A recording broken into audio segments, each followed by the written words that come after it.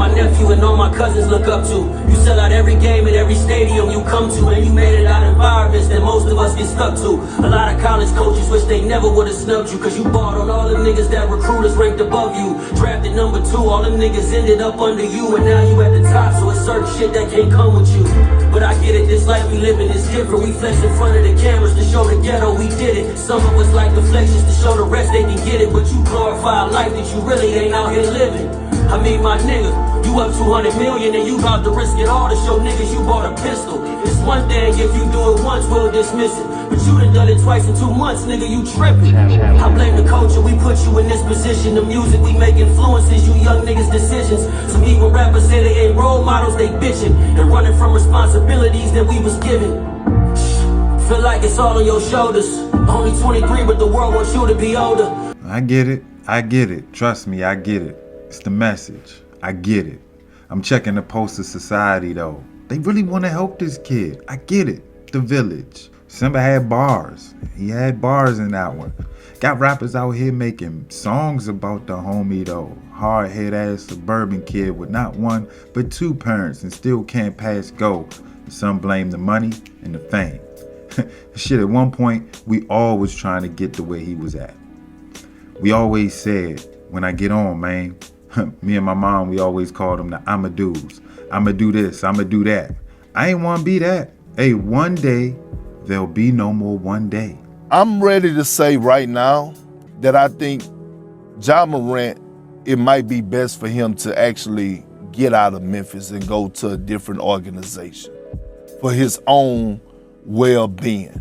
In my opinion, I actually think it would be better for him in another city, on another team, having another change of scenery where he could actually lock in on the game of basketball and actually lock in on his family. That's just my opinion. We have to realize this. The league is what made up of, and I don't want to get the percentages wrong, but I believe it's over 70% African Americans. Majority of the African Americans that it's made up of come from similar backgrounds, meaning coming from the hood, the projects. They have so many guys and young players that look up to Ja Morant.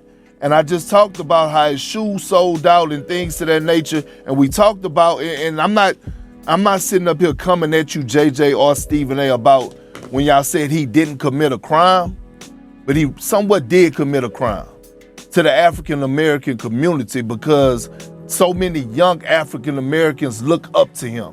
I'm in AAU basketball every single weekend. I got 2 sons that play. They got Ja Morants on their feet. You don't want to hurt the next generation that's coming up. The great thing that happened for the NBA is, guess what? It went global, right? We talked about that. It went global. But guess what? We're not having those type of problems out of guys like Jokic and Giannis and Joel Embiid. And I named those guys, Luka Doncic. 4 players that are in my opinion, top 7 players in this league. We're not having problems out of those guys. So I don't want him to hurt the generation for the African American kids that are in America that are trying to come up and get to where he's at. Yeah. Because guess what? The game is global. It's more competition now, and we have to be mindful that it could limit some roles or limit opportunities because it's the first thing before somebody hand you the keys, they're going to say, can we trust you? When you heard what Adam Silver said yesterday, what was your reaction? I've never heard anything like it. It was very unusual for him to basically say, I know what I'm going to do, but I'm not going to announce it now. And the second part is that he brought up that he's working alongside the Players Association in this.